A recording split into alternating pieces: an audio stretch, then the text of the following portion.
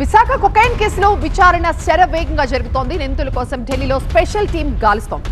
ఈ డ్రగ్స్ ముఠాతో విశాఖకు చెందిన డాక్టర్ చైతన్యకి లింకులు ఉన్నాయని ఏసీపీ లక్ష్మణమూర్తి టీవీ నైన్తో చెప్పారు. కాల్ డేటా ఆధారంగా విచారణ కొనసాగుతున్నట్లుగా చెప్పారు. కొకైన్ కేసును ఏ కోణాల్లో విచారిస్తున్నారో మరింత సమాచారం మా సీనియర్ కరెస్పాండెంట్ ఖాజా అందిస్తారు. విశాఖలో తీవ్ర సంచలనం సృష్టించిన కొకైన్ కేసులో పోలీసులు దర్యాప్తును వేగవంతం చేస్తారు. ఈ కేసులో మరో నిందితుడు డాక్టర్ కృష్ణ చైతన్య వర్మని అరెస్ట్ చేశారు. అయితే ఇదే అంశంపై మనతో మాట్లాడేందుకు ఈస్ట్ ఏసీపీ లక్ష్మణమూర్తి ఉన్నారు.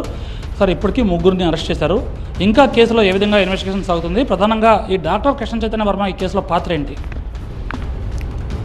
నిన్న ఆల్రెడీ దీని గురించి ప్రెస్ మీట్ ఇవ్వడం జరిగిందండి. అయితే ఎవరైతే మెయిన్ ముద్దాయి అక్షయ్ ఉన్నాడో, అక్షయ ఇచ్చిన కన్ఫెషన్ మేరకు ఇతను డబ్బులు ఇవ్వడం జరిగింది. ఒక మెసెంజర్ ద్వారా డబ్బులు ఇచ్చాడు ఈ కొకైన్ విషయంలో. అక్షయ్ మెయిన్, అతనికి ఢిల్లీ కాంటాక్ట్స్ ఉన్నాయి. అతను తెప్పిస్తున్నాడు ఈ కాంట్రాబ్యాండ్ కొకైన్. దానికి డబ్బులు ఇతను ఇవ్వడం జరిగింది.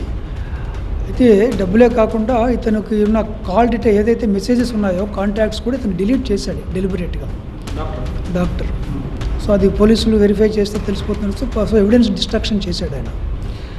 తర్వాత మనకి ఇతను కూడా కన్జ్యూమ్ చేస్తున్నట్టు అతను చెప్పాడు. సో ఇతను కన్జంప్షన్ ఉన్నట్టు ఎవరైతే అక్షయ్ చెప్పాడు, ఇతను కూడా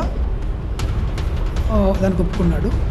సో ఈ ఎవిడెన్స్ ఆధారంగా ఇతను అరెస్ట్ చేయడం జరిగింది. ప్రధానంగా ఈ డాక్టర్ కృష్ణ చైతన్య వర్మ ఎవరైతే ఉన్నారో అతను కేవలం కన్జంప్షన్, అతను ఎవరికైనా సప్లై చేసే అవకాశం ఉందా? ఎలా సాగుతుంది ఇన్వెస్టిగేషన్? అది ఇంకా ఫర్దర్ ఇన్వెస్టిగేషన్ చేయాలండి. వాళ్ళు మెయిన్ ముద్దా చెప్పింది అయితే కన్జంప్షన్ ఒకని చెప్పాడు. ఇతను డబ్బులు కూడా దానికి ఎక్వైర్ చేయడానికి డబ్బులు కూడా ఇతనికి ఇన్వెస్ట్ చేశాడు దాని మీద. సో అతను ఎవిడెన్స్ కూడా డిస్ట్రాయ్ చేశాడు. ఈ ఆధారాలతో మేము అతను ముందుగా అరెస్ట్ చేశాము. ఇందులో ఇంకా ఎవరో ఉన్నది కూడా వాళ్ళు కూడా మేము రూల్ అవుట్ చేయటం లేదు. వాళ్ళ పాత్ర కూడా మేము డేటా అనాలిసిస్ చేసి అదర్ ఎటువంటి corroborative evidence, material evidence, support evidence ఏదైనా దొరికితే వాళ్ళు కూడా మేము ఈ కేసులో చర్య తీసుకుంటాం. ఎవరైతే ఉన్నారో వైజాగ్ బేస్డ్ అయినా హైదరాబాద్తో కూడా లింకులు ఉన్నాయి అంటున్నారు. అక్షయ్కి ఈ కొకైన్తో మాఫియాతో ఎలా సంబంధాలు సార్? ఎప్పటి నుంచి కొనసాగుతుంది అంటున్నాడు? హైదరాబాద్ లింక్స్ మనకి ఇంతవరకు తెలియలేదు, రివీల్ అవ్వలేదు. హైదరాబాద్లో కూడా పనిచేస్తుంటాడు కదా అక్షయ్? హైదరాబాదు, వైజాగ్ తిరుగుతూ ఉంటాడు, ఇన్సూరెన్స్ ఏజెంట్ ఆయన. సో ఇతనికి రాజస్థాను, గోవా, ఢిల్లీలో అతను తిరగడం జరిగింది. మెయిన్గా ఢిల్లీ నుంచి ఇతనికి తెప్పించుకుంటున్నాడు. ఢిల్లీలో ఎవరు సార్ వాళ్ళిద్దరు? అదే మొన్న చెప్పారు కదా, అతను ప్రిన్స్ అనేవాడు, బుచ్ అనేవాడు, ఇద్దరు పేర్లు చెప్పాడు.